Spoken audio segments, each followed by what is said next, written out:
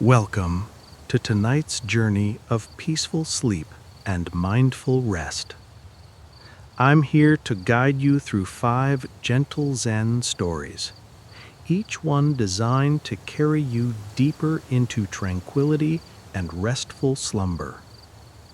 Find your most comfortable position, close your eyes, and let your breathing naturally slow as we begin this soothing voyage together.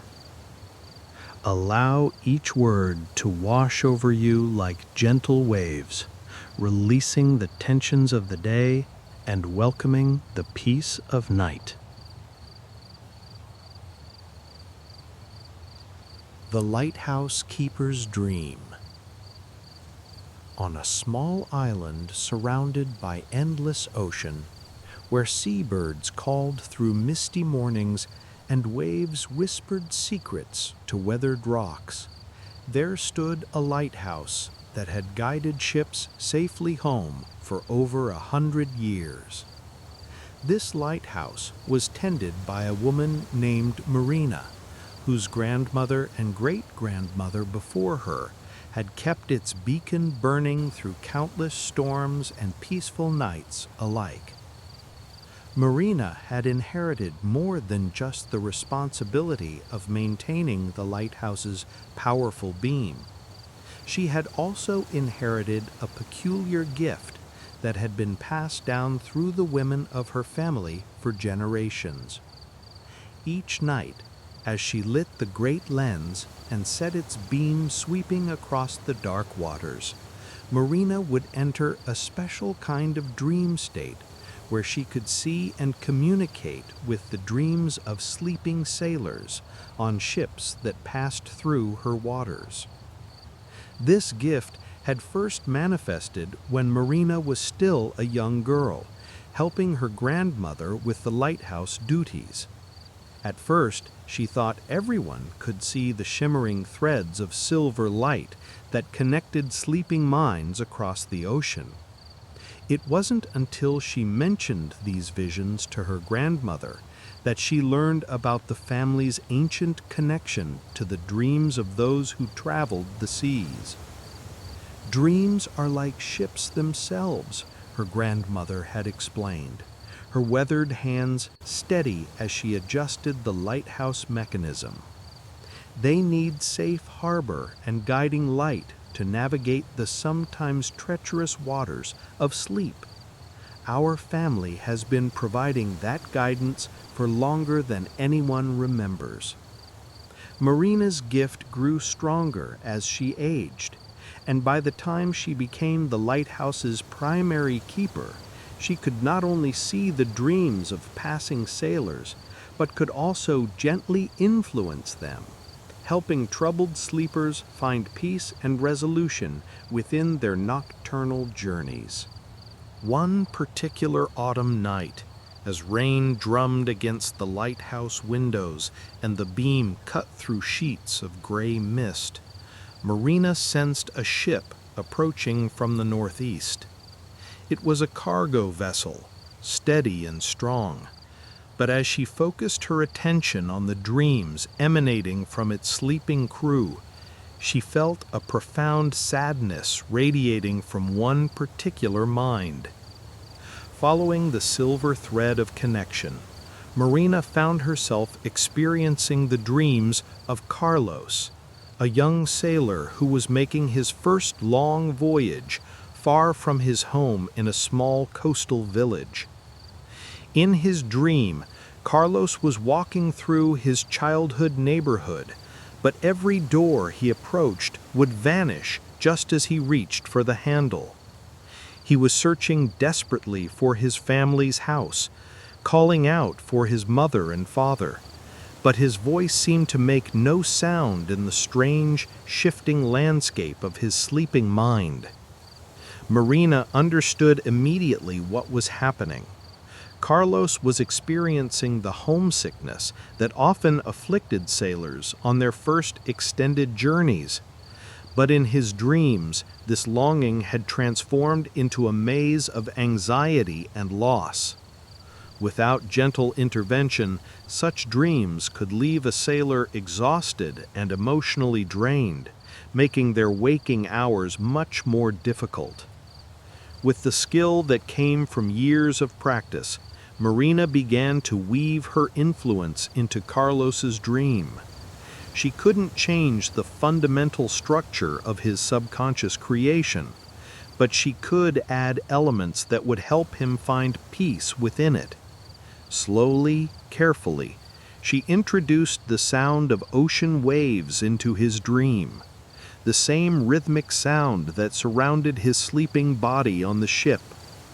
In Carlos's dream, the sound of waves began to emanate from one particular direction. Following this auditory beacon, he found himself walking toward what had seemed like an endless horizon.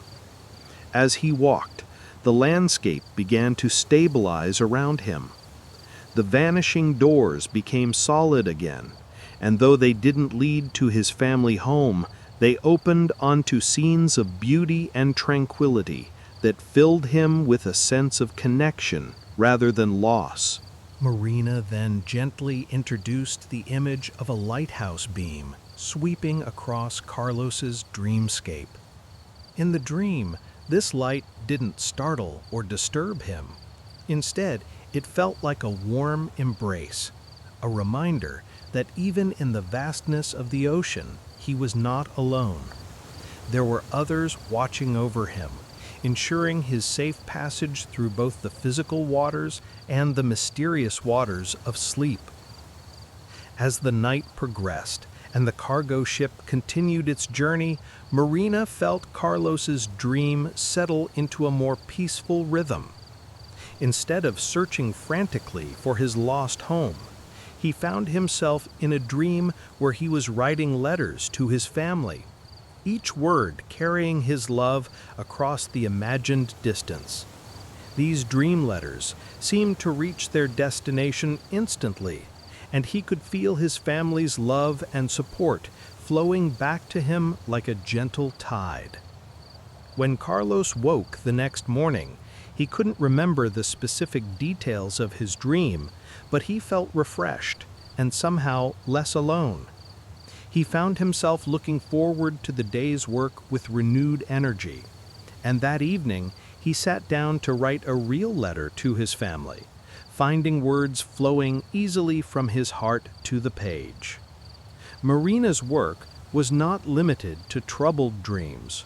She also served as a guardian for the beautiful dreams of peaceful sleepers, helping to preserve and enhance moments of joy, creativity, and spiritual connection that occurred in the minds of those who sailed through her waters. One warm summer evening, she connected with the dreams of Elena, an artist who was traveling to a distant city to display her paintings in an important exhibition. Marina gently helped Elena's dream organize itself into a flowing narrative. In the enhanced dream, Elena found herself painting with brushes made of starlight, creating artworks that seemed to glow with their own inner illumination. The paintings she created in this dream were more beautiful and expressive than anything she had ever achieved in her waking life, filled with techniques and color combinations that her conscious mind had never considered. When Elena woke, she remembered significant portions of her dream with unusual clarity. The innovative techniques she had used in her sleep visions translated beautifully to her waking artwork, and her exhibition became one of the most celebrated shows of the year.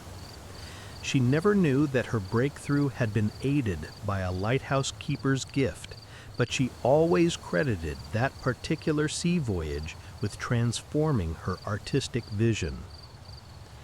Over the years, Marina helped countless dreamers find their way through the sometimes turbulent waters of sleep. She guided the anxious dreams of a ship's captain facing his first major storm, helping him transform his fears into confidence and clear decision-making. She soothed the nightmares of a young passenger traveling to start a new life in a foreign country, replacing images of isolation with dreams of friendship and belonging. There was the elderly merchant who dreamed every night of the business partner he had lost to illness years earlier. Marina helped these dreams become not sources of grief, but opportunities for continued connection, where the two friends could share conversations filled with wisdom and love that transcended the boundaries between life and death. Sometimes Marina encountered dreams so beautiful that she would simply observe them without interference, like a guardian watching over something precious and perfect. These were often the dreams of children traveling with their families, minds unencumbered by adult anxieties and free to explore impossible worlds filled with talking dolphins, flying ships, and oceans made of liquid starlight. One particularly memorable night involved the dreams of twins, young brothers who were traveling with their parents. Somehow, their dreams had become connected, creating a shared nocturnal adventure where they explored underwater cities together, breathing easily beneath the waves and communicating with wise sea creatures who taught them songs that could calm any storm. Marina realized that she was witnessing something rare and magical, a natural phenomenon that occurred when two minds were deeply connected and in perfect harmony. She watched over their shared dream like a protective spirit, ensuring that nothing would disturb the beautiful bond they were strengthening, even in sleep. As dawn approached on each night of her vigil, Marina would gradually withdraw her awareness from the dreams of the passing sailors, allowing their minds to complete their natural sleep cycles without external influence. She had learned early in her training that the most important aspect of dream guidance was knowing when to step back and let natural processes take their course. The lighthouse beam would continue its steady sweep across the waters as the first light of morning began to paint the horizon in soft pastels. Marina would take these quiet moments to record her experiences in a leather-bound journal that had been started by her great-grandmother and continued by each keeper of the lighthouse who possessed the dream sight gift. These entries served not only as a family history, but as a guide for future generations who might inherit the ability. Each entry described not just the dreams that had been encountered, but the techniques used to provide guidance, the outcomes observed, and the lessons learned about the delicate art of dream intervention. Reading through decades of entries, Marina had learned that her family's gift was part of a larger network of dream guardians scattered across the world's oceans. Lighthouse keepers, ship captains, and even some particularly sensitive sailors seemed to develop similar abilities, creating an invisible web of protection for all those who ventured across the seas. During her quieter moments, Marina would sometimes allow herself to wonder about the origins of this gift. Her grandmother had told stories of an ancient civilization that had lived on islands throughout the ocean, people who had developed the ability to communicate through dreams as a way of maintaining connection across vast distances. According to the family legends, when rising sea levels eventually claimed most of these islands, the survivors scattered to coastal communities around the world, carrying their dream gifts with them like seeds that would bloom in future generations. Whether these stories were literal truth or beautiful mythology, Marina found that they gave her work a sense of purpose that extended far beyond her individual actions. She was part of an ancient tradition of guardianship, a link in an unbroken chain of those who had dedicated their lives to watching over the dreams and sleep of ocean travelers. As the years passed and Marina's hair began to show threads of silver, like the moonlight on water, she started training her young niece Isabel in the arts of lighthouse keeping and dream guidance. Isabel had begun to show signs of the family gift, occasionally mentioning strange visions during her afternoon naps that corresponded perfectly with the dreams of sailors on distant ships.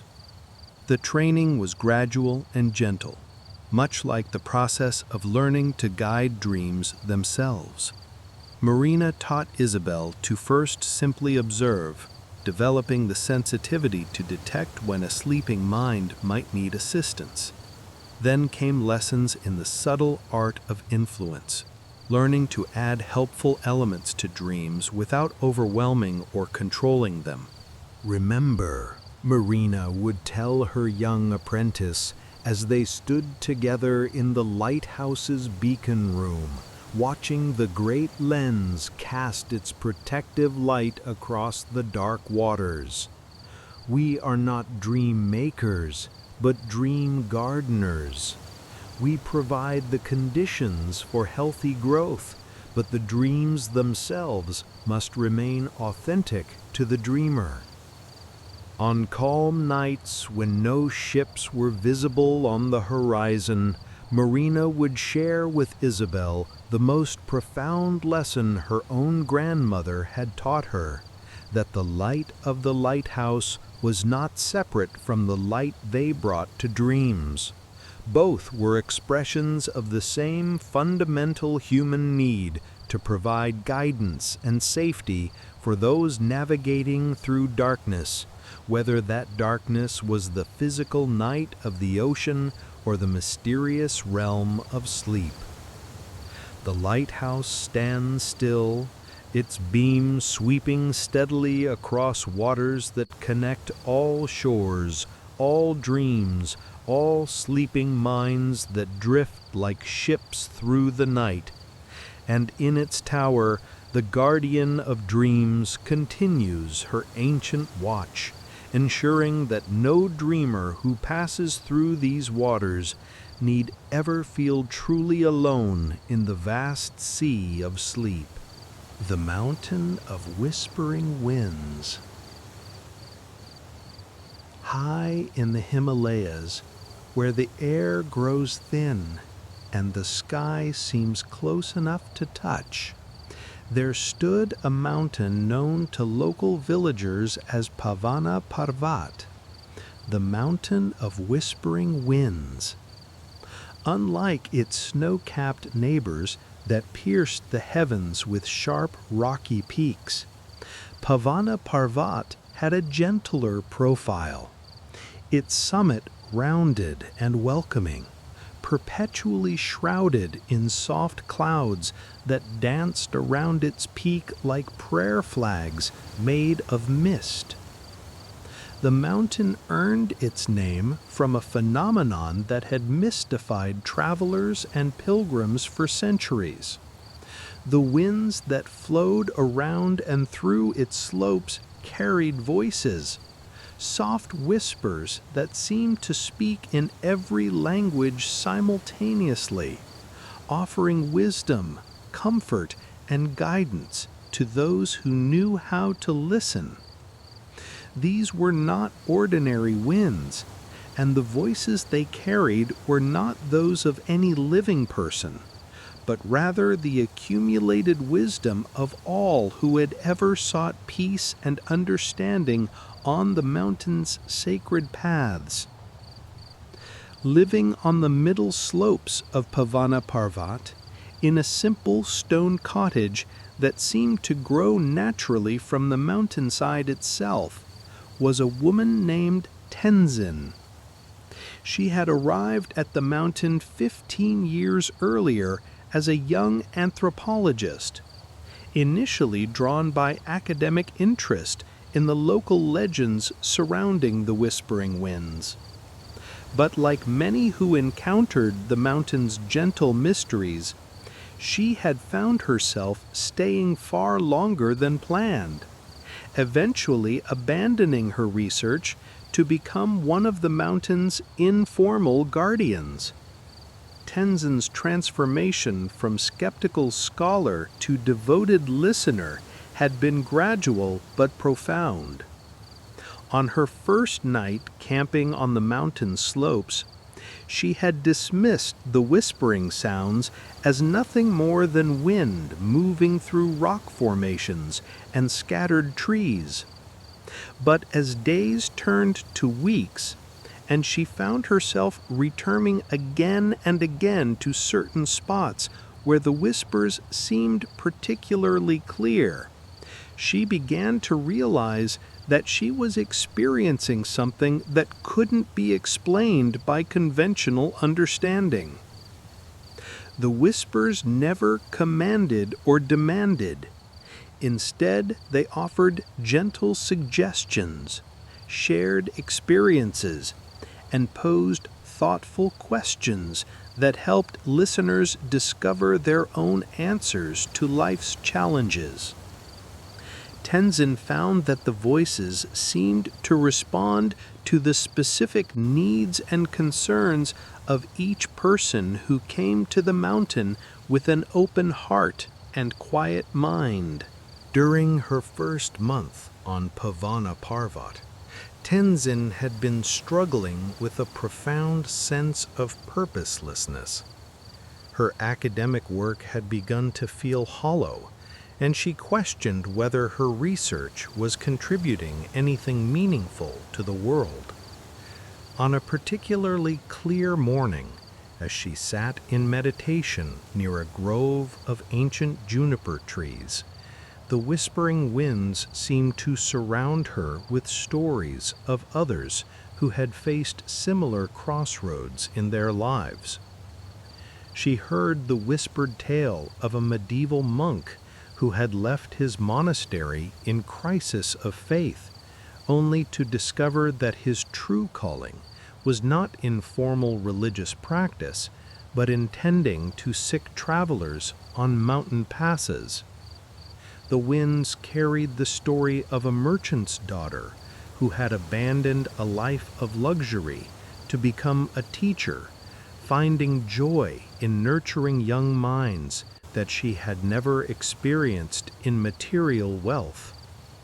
These stories didn't provide direct answers to Tenzin's questions about her own path, but they offered something more valuable: the understanding that periods of uncertainty and questioning were not problems to be solved quickly, but natural phases of growth that could lead to deeper fulfillment if approached with patience and trust. As word of Tenzin's presence spread through nearby villages, people began to make pilgrimages to visit her and to experience the whispering winds for themselves. She had never intended to become a guide or teacher, but she found herself naturally helping visitors prepare for their encounters with the mountain's wisdom. The preparation was simple but essential. Tenzin would explain that the whispering winds responded best to those who approached them without specific expectations or demands. The mountain's wisdom couldn't be captured like a butterfly in a net, but it could be received like morning dew, gently and naturally by those who remained open and still. One of the most memorable visitors was Rajesh, a successful businessman from Mumbai who had come to the mountain during a period of intense personal crisis. His marriage was failing, his relationship with his teenage children had become strained, and despite his financial success, He felt empty and disconnected from everything that had once mattered to him. Rajesh arrived at Tenzin's cottage with the same aggressive energy he brought to business negotiations. He wanted immediate answers, concrete solutions, and measurable results from his mountain pilgrimage. He had scheduled exactly 5 days for this spiritual journey before returning to what he considered his real life. Tenzin recognized the familiar pattern of someone whose mind was too busy to hear the subtle wisdom the mountain offered. She gently suggested that Rajesh spend his first 2 days simply walking the mountain paths without any agenda other than observing the landscape and allowing his thoughts to settle naturally. Initially frustrated by this advice, Rajesh reluctantly agreed. On his first day of aimless wandering, he found himself becoming increasingly agitated. His mind raced with business concerns and family problems, and the mountain silence seemed to amplify rather than soothe his internal turmoil. But something began to shift during his second day of walking. The mountain's natural rhythms gradually started to influence his own pace and breathing. He found himself stopping more frequently to rest, not from physical fatigue, but from a growing appreciation for the simple beauty of his surroundings. Cloud shadows moving across distant peaks, the intricate patterns of lichen growing on rocks, the way morning light transformed the landscape into something magical and new. On his third day, as Rajesh sat quietly beside a small stream that cascaded down the mountainside in a series of natural terraces, he finally began to hear the whispers.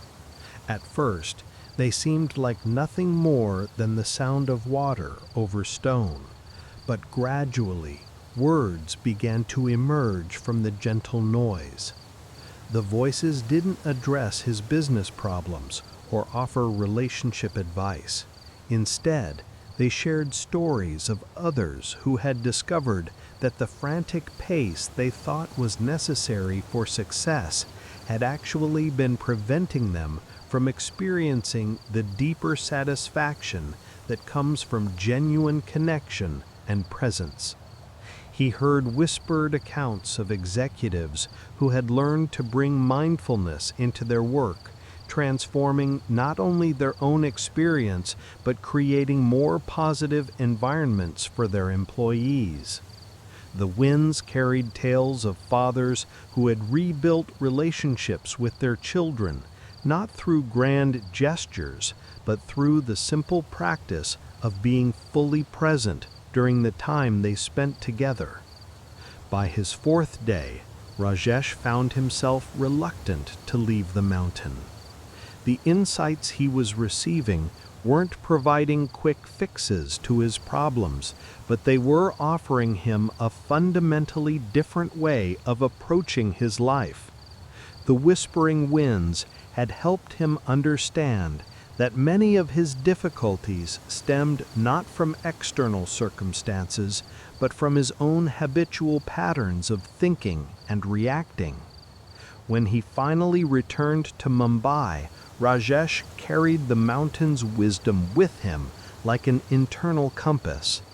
He began incorporating meditation breaks into his workday, not as another efficiency technique, but as moments of genuine rest and reflection.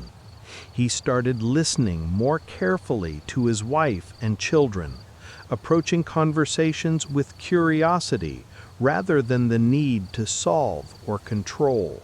The changes weren't dramatic or immediate, but they were profound and lasting. His family relationships began to heal as he learned to offer his presence as fully as he had once offered his opinions and solutions. His business continued to thrive, but he found himself making decisions based on deeper values than simple profit maximization. Tenzin received many letters from Rajesh over the following years, each one expressing gratitude not just for her guidance, but for the mountain's ongoing influence on his life. He had learned to carry the whispering winds with him, finding their wisdom accessible even in the midst of city noise and business pressures. Not every visitor to Pavana Parvat experienced such dramatic transformation. Some came seeking magical solutions to their problems and left disappointed when the mountain's wisdom proved more subtle than they had hoped.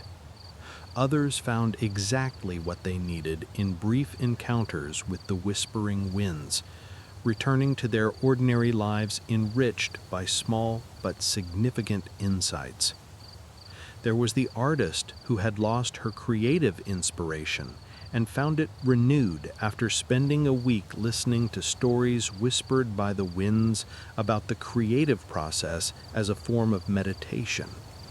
A retired teacher discovered new purpose when the mountain's voices shared tales of elders who had found meaningful ways to share their wisdom with younger generations. Two sisters who had been estranged for years came to the mountain separately, not knowing of each other's presence. The whispering winds seemed to orchestrate their meeting on a remote path, and the stories they heard together about forgiveness and the preciousness of family bonds helped them begin the process of healing their relationship. Tenzin observed these encounters with wonder and humility. She had long ago given up trying to understand the mechanism behind the mountain's gift. Whether the whispered wisdom came from some form of collective consciousness, the accumulated spiritual energy of centuries of seekers, or something else entirely, seemed less important than simply serving as a faithful steward of the experience. As seasons cycled through their eternal dance on the mountain slopes, Tenzin noticed how the quality of the whispers changed with the weather and time of year. Spring winds carried stories of new beginnings and the courage required to start fresh chapters in life. Summer whispers were filled with tales of abundance and the importance of celebrating life's joys fully. Autumn winds brought wisdom about letting go, sharing stories of those who had learned to release attachments gracefully and find peace in life's natural cycles of change. Winter whispers were perhaps the most profound, carrying deep teachings about stillness, patience, and the hidden growth that occurs during apparent dormancy. Tenzin's own relationship with the mountain continued to deepen over the years. She found that the longer she lived on its slopes, the more clearly she could hear the nuances in the whispered stories. She began to recognize recurring themes and even individual voice patterns, as if certain wise spirits had taken particular interest in guiding specific types of seekers. There was a gentle voice that seemed to specialize in helping parents navigate the challenges of raising children with both love and wisdom. Another whisper presence appeared to focus on guiding artists and creative individuals through periods of doubt and creative block. A particularly ancient-sounding voice shared stories specifically for those facing major life transitions, helping them see these changes as opportunities for growth rather than sources of fear. During her 10th year on the mountain, Tenzin began keeping a journal of the stories and wisdom she heard in the whispering winds. Initially, she thought she might eventually publish these insights as a book. But she gradually realized that the written words could never capture the full impact of hearing these teachings carried on the mountain air, delivered with perfect timing to receptive hearts. Instead, her journal became a personal meditation tool, a way of deepening her own understanding of the patterns and principles that seemed to guide the mountain's wisdom. She noticed that the whispered stories often emphasized certain key themes: the importance of presence and mindfulness, the power of compassion both for others and oneself, the value of patience and trust in life's unfolding, and the recognition that every person's journey has unique value and purpose.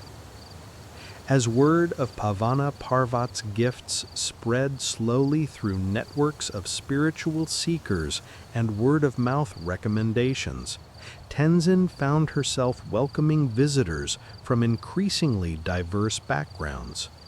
Scientists came seeking to understand the acoustic properties that might explain the phenomenon. Religious pilgrims arrived hoping to deepen their connection with the divine. Therapists and healers visited to learn new approaches to helping others find peace and direction. Each group brought their own perspectives and expectations, and Tenzin learned to help them prepare for the mountain experience in ways that honored their individual needs while remaining true to the gentle, non-directive nature of the whispering wind's wisdom. She would explain to skeptical scientists that the mountain's teachings worked through experience rather than explanation, and that their analytical minds might find more satisfaction by approaching the whispers as a form of meditation rather than a puzzle to be solved. For those working in healing professions, Tenzin would emphasize how the whispering winds demonstrated the power of non-invasive guidance, showing how profound transformation could occur when people were given space and support to discover their own inner wisdom, rather than being told what to think or feel. One of the most touching visits occurred when a group of hospice workers came to the mountain seeking guidance for their emotionally demanding work. The whispering winds seemed to embrace them with particular tenderness, sharing stories of those who had found peace and meaning in their final days, and offering insights about how the presence of caring companions could transform the experience of dying from fear to grace. These visitors returned to their work with a renewed sense of purpose and deeper understanding of how their compassionate presence could serve not just their patients, but the families and communities touched by end-of-life transitions. As Tenzin entered her 15th year on Pavana Parvat, she began to sense that her role as the mountain's steward might be evolving. The whispers had started including stories about the importance of sharing wisdom and ensuring that valuable teachings continued to flow from generation to generation. She found herself paying closer attention to visitors who seemed particularly drawn to the mountain's gifts, recognizing in some of them the potential to become future guardians of this sacred wisdom. The mountain appeared to be preparing for changes, ensuring that its ancient mission of offering guidance and healing to seekers would continue regardless of any individual caretaker. The whispering winds of Pavana Parvat continue their eternal conversation with the sky, carrying stories of wisdom and compassion to all who approach with open hearts and quiet minds. In the gentle voices that flow with the mountain air, the accumulated understanding of countless seekers continues to offer guidance, comfort, and hope to new generations of pilgrims walking the ancient paths toward inner peace. And in her simple stone cottage, Tenzin continues her patient watch, ready to help visitors prepare for their own encounters with the mountain's gifts, knowing that each person who receives the wisdom of the whispering winds carries a piece of that ancient understanding back into the world, spreading ripples of compassion and insight far beyond the mountain slopes. The river of liquid light. Deep in the Amazon rainforest, where the canopy grows so thick that noon feels like twilight, and the air vibrates with the songs of thousands of species, there flows a river unlike any other waterway on Earth. The indigenous people call it Yaku, which translates roughly to speaking water, or river of liquid light, though no single translation can capture the full meaning of what this mysterious waterway represents to those who know its secrets. Unlike the muddy brown waters of the Amazon's main tributaries, Yaku glows with a soft, phosphorescent blue-green light that seems to pulse gently with the rhythm of a great, slow heartbeat. The ceremony took place on the banks of what Joaquin told her was Yaku, though they had walked for several hours through dense forest to reach it, and Elena was certain they had never crossed this particular waterway during her previous explorations of the area. As darkness fell and the jungle sounds shifted to their nighttime symphony, Elena began to see what the stories had described. The water before them emanated a gentle, steady glow that seemed to come from within the river itself, rather than from any reflection of moonlight or external source. The luminescence pulsed softly, creating patterns that reminded her of neural networks or the delicate branching of mycelium through forest soil.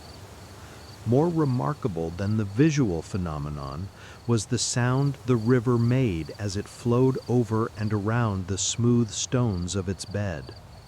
Unlike the rushing noise of most jungle waterways, Yaku produced a sound that was almost musical, a complex harmony of tones that seems to resonate with something deep in Elena's chest and mind.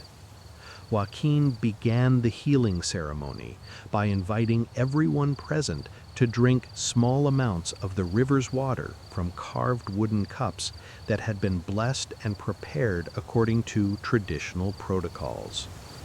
Elena hesitated, her scientific training warning her about the potential dangers of consuming unknown water sources, but her respect for Joaquin and her commitment to understanding indigenous healing practices ultimately overcame her caution. The water tasted unlike anything Elena had ever experienced. It was not simply clean or pure, but seemed to carry within it the essence of growth itself, as if she were drinking concentrated life force. As the liquid moved through her body, she felt a profound sense of connection, not only to the jungle around her, but to something much larger and more ancient. What happened next challenged every assumption Elena had held about the nature of consciousness and healing.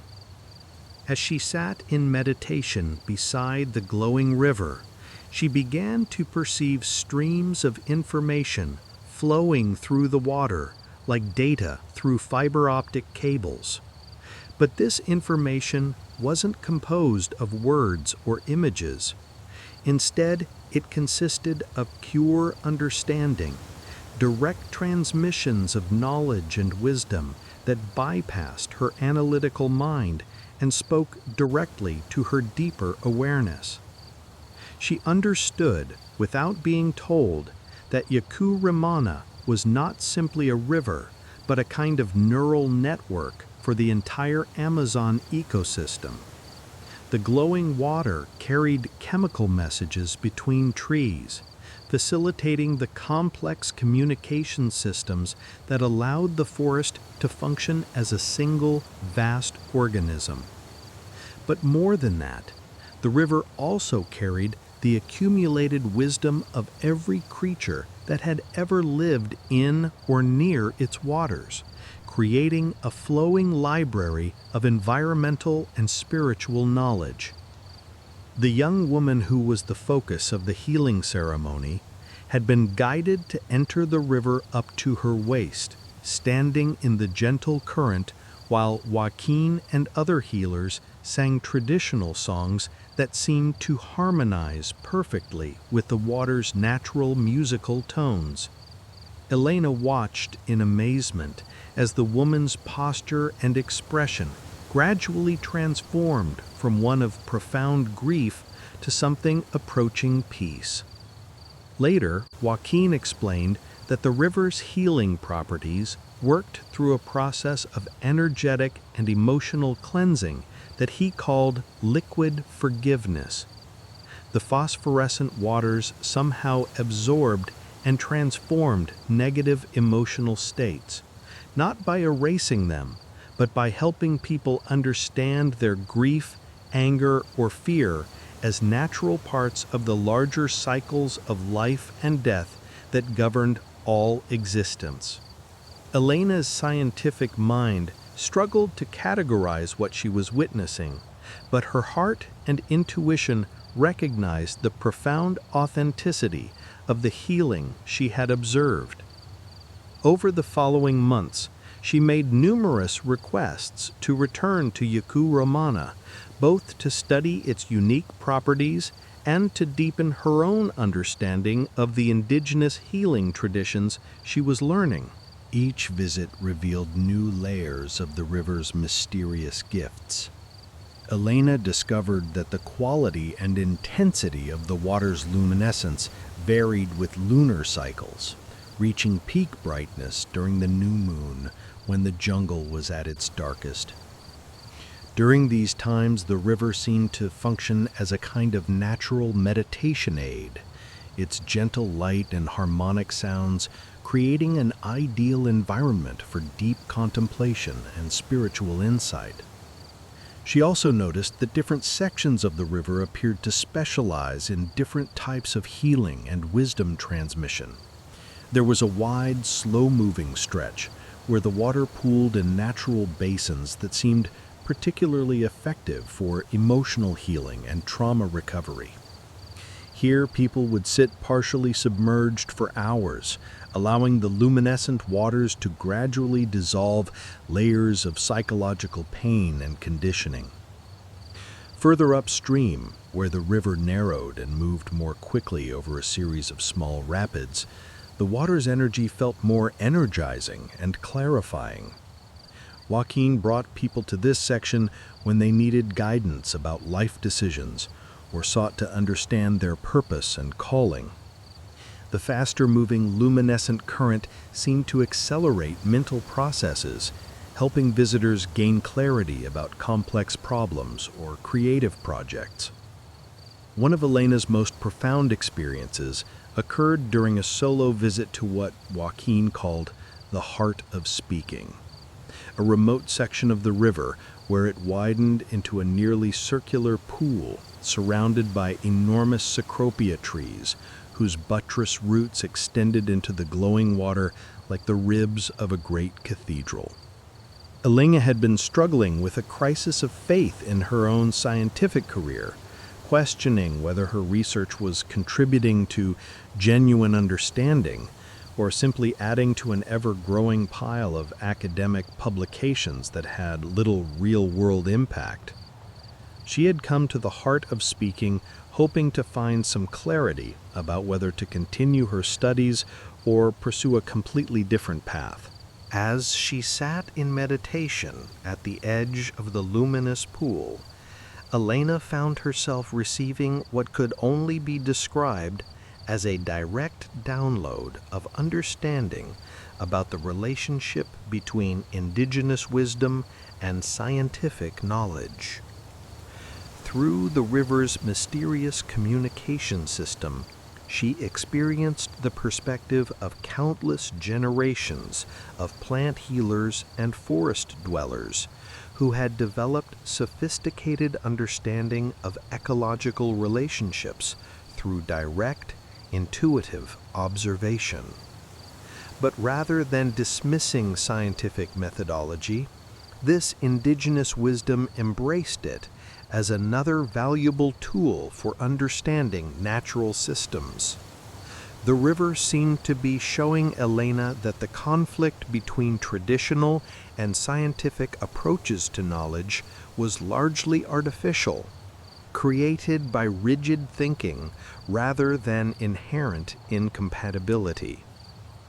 She understood that her role as a bridge between these different ways of knowing was not only valuable, but essential for developing more complete and effective approaches to healing and environmental stewardship. The luminescent waters helped her envision a future where indigenous wisdom and scientific research could collaborate as equal partners in addressing the challenges facing both human health and ecological sustainability. When Elena finally completed her doctoral research and returned to the United States, she carried with her not only extensive documentation of Amazonian medicinal plants, but also a transformed understanding of what it meant to be a scientist and healer. She established one of the first university programs dedicated to integrating traditional ecological knowledge with contemporary research methods, creating new models for collaborative investigation that honored both indigenous wisdom and scientific rigor. More personally, Elena found that her experiences with Yaku Rimana had given her access to a kind of inner guidance system that continued to function even in the concrete and steel environment of academic institutions. During particularly challenging periods of her career, she would create small rituals that helped her reconnect with the river's flowing wisdom, often involving meditation beside ordinary streams, or even visualization exercises that allowed her to access the peaceful, clarifying energy she had first encountered in the Amazon. Word of Elena's research and the transformative experiences associated with Yakurimana gradually spread through networks of researchers, healers, and spiritual seekers interested in indigenous wisdom traditions. A small but steady stream of visitors began making the difficult journey to reach the river's remote location, each bringing their own questions and needs to the luminescent waters. There was Marcus, a former military medic suffering from severe PTSD, who found in the river's gentle light and harmonic sounds the first peace he had experienced since returning from combat. The flowing phosphorescence seemed to wash away not the memories of trauma, but the hypervigilant fear responses that had made normal life impossible. After a week of daily sessions sitting beside different sections of Yakurimana, Marcus returned home with practical tools for managing his symptoms and a renewed sense of hope for his future. Sarah, a grief counselor who had become overwhelmed by the constant exposure to others' pain and loss, discovered that the river's liquid forgiveness could cleanse not only personal trauma, but also the accumulated emotional residue that helping professionals often carry. Her time with Yakurimana taught her new approaches to maintaining healthy boundaries while remaining compassionately available to her clients. An elderly Zen master named Takeshi made the journey to study what he called the Buddha nature of water itself. He spent months in dialogue with Joaquin and other indigenous teachers, exploring the parallels between the river's flowing wisdom and traditional Buddhist teachings about the interconnectedness of all phenomena. His subsequent writings about liquid dharma influenced meditation practitioners around the world, introducing new practices that used flowing water as a focus for contemplation and insight development. Each visitor to Yakurimana seemed to receive exactly what they needed for their particular stage of healing or growth. But the river's gifts were never passive or automatic. Like all profound teachers, the luminescent waters required genuine openness, respect, and commitment from those seeking their wisdom. People who approached with purely extractive intentions, hoping to gain power or knowledge for selfish purposes, often found the river's glow dim and its teachings elusive. Joaquin explained that Yakurimana, like all truly sacred places, had its own form of consciousness that could discern the intentions and readiness of those who came seeking its gifts. The river offered its teachings freely, but only to those who were prepared to receive them with humility and use them in service of healing and growth rather than personal aggrandizement. As years passed and Elena's research gained recognition in academic circles, she worked carefully to protect the river and its indigenous guardians from exploitation or commercialization. She established strict protocols for anyone seeking to visit Yakurimana, requiring not only respectful preparation but also ongoing commitments to support the communities who had preserved and protected this sacred waterway for generations. The research station Elena eventually established near the river became a model for ethical collaboration between indigenous communities and outside researchers. All studies required approval from traditional elders, and a significant portion of any benefits derived from the research was returned directly to local communities in forms they chose and valued. More importantly, the research protocols ensured that indigenous knowledge holders were recognized as equal partners in all investigations rather than simply sources of information to be extracted and analyzed by outside experts. This approach led to breakthrough discoveries that would have been impossible through either indigenous or scientific methods alone, demonstrating the power of genuine collaboration between different ways of knowing.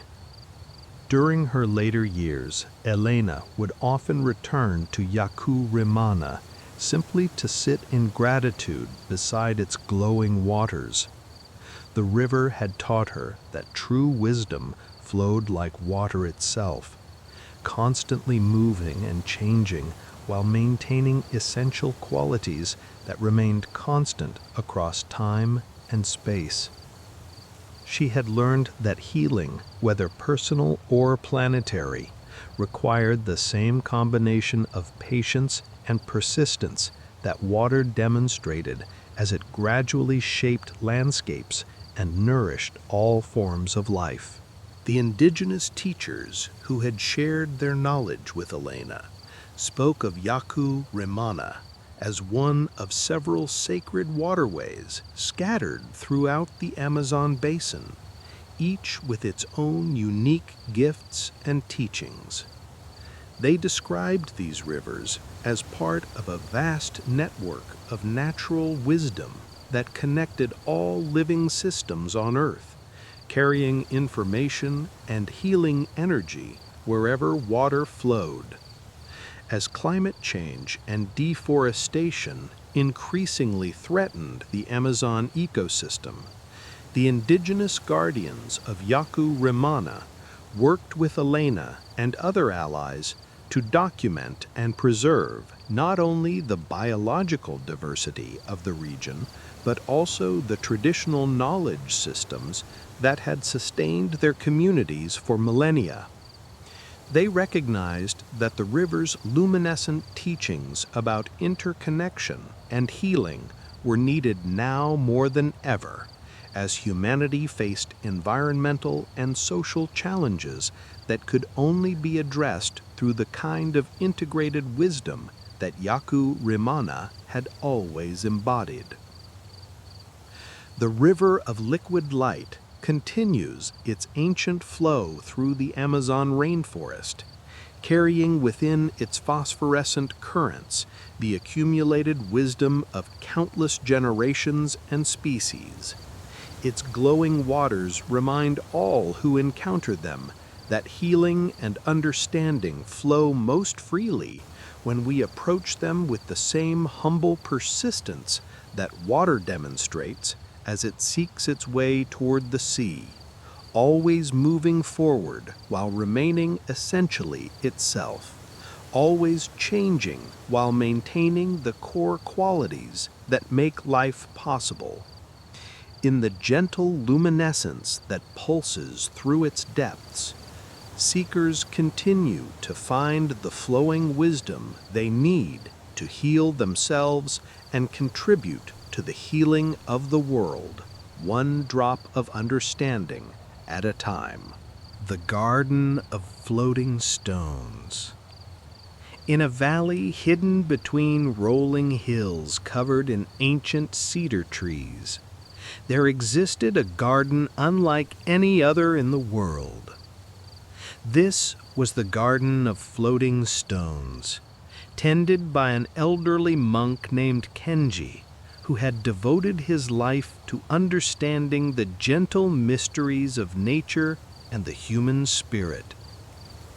The garden was not large, perhaps no bigger than a small courtyard, but within its boundaries, smooth river stones of various sizes floated peacefully in the air, suspended as if held by invisible threads of tranquility.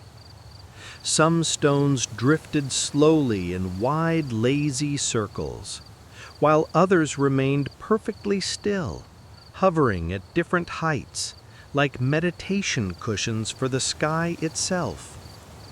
Kenji had discovered this remarkable place many years ago during a period of great turmoil in his life.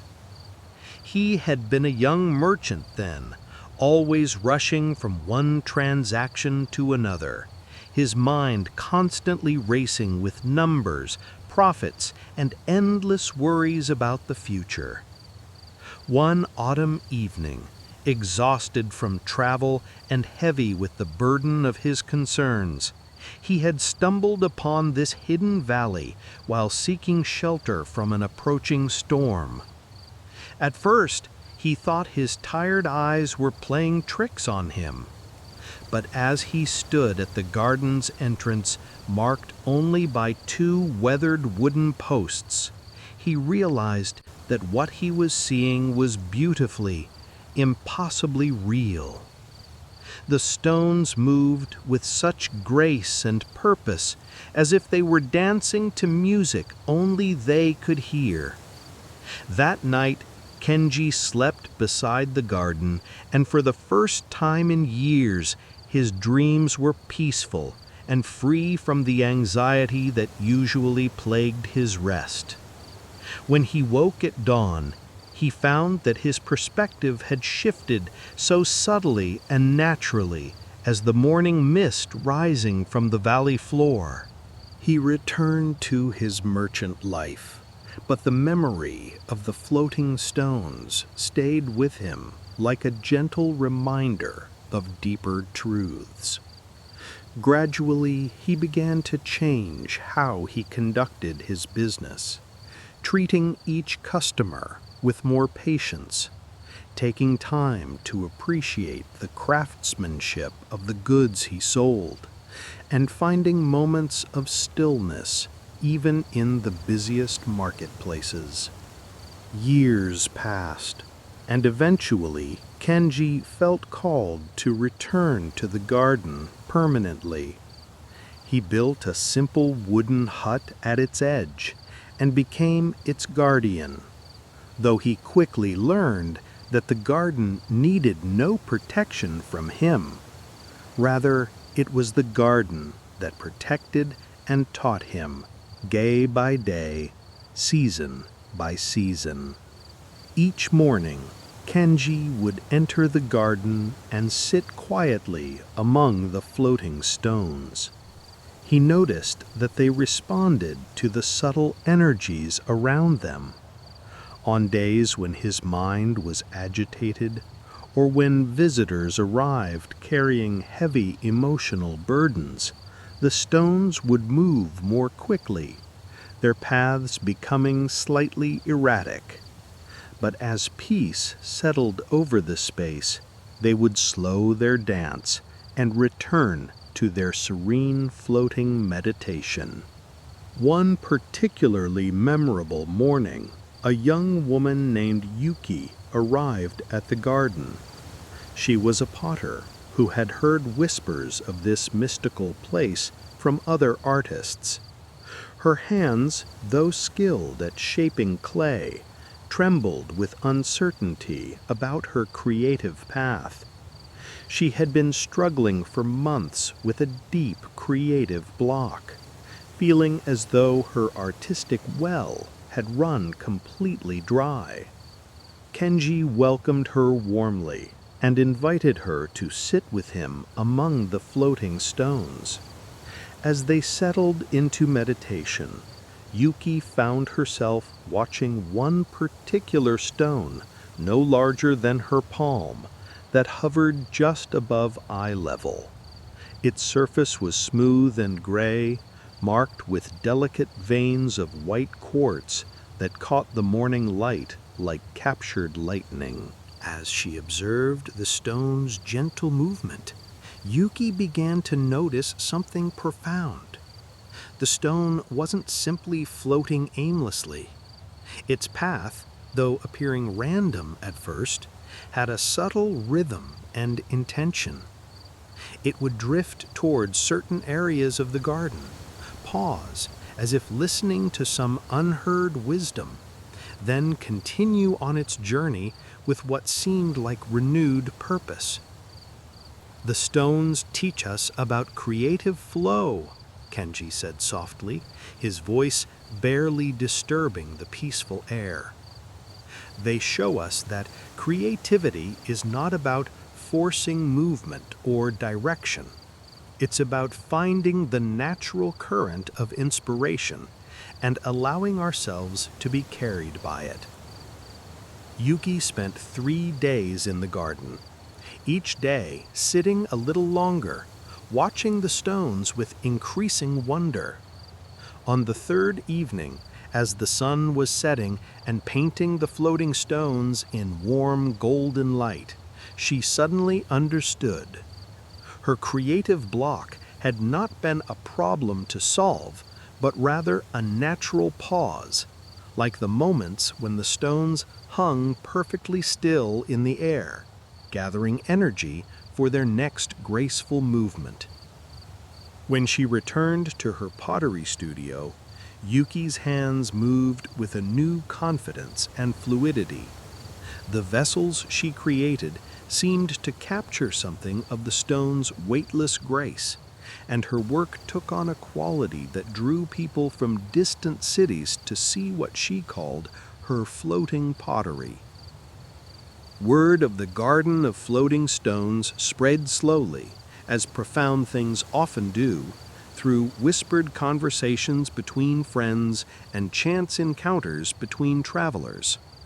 People began to make pilgrimages to the hidden valley, each seeking their own understanding of its gentle mysteries. Kenji welcomed all visitors with the same patient kindness, but he had learned to recognize those who truly needed the garden's teachings.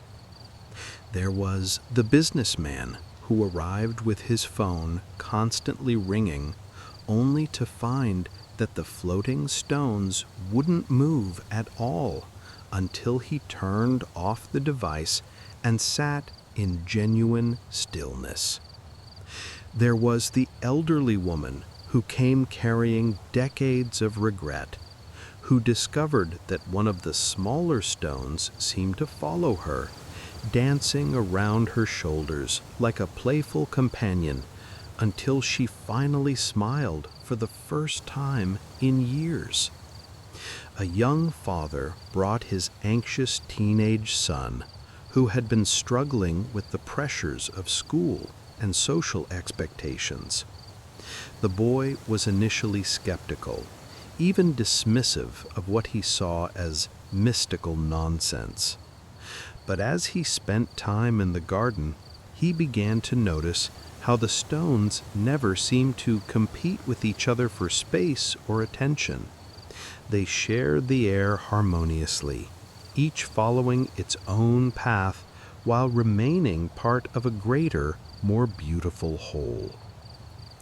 The lesson transformed how the young man saw his place in the world, helping him understand that he didn't need to outshine others to find his own way of being valuable and unique. As the seasons cycled through their eternal dance, Kenji observed how the garden itself changed. In spring, when new life stirred throughout the valley, the stones seemed more playful, their movements taking on the joyful energy of fresh beginnings. During the intense heat of summer, they moved more slowly, conserving their energy like wise creatures waiting for cooler temperatures. Autumn brought a different kind of movement, graceful and deliberate, as if the stones were gathering the season's wisdom before winter's contemplative stillness. Winter was perhaps the most magical time in the garden. Snow would fall around the floating stones, but never seemed to land on them. Instead, the flakes would dance in spirals around each stone, creating temporary galaxies of white that would eventually settle on the ground like offerings of natural beauty. One winter evening, as Kenji sat in quiet meditation, he realized that he had become like one of the floating stones himself.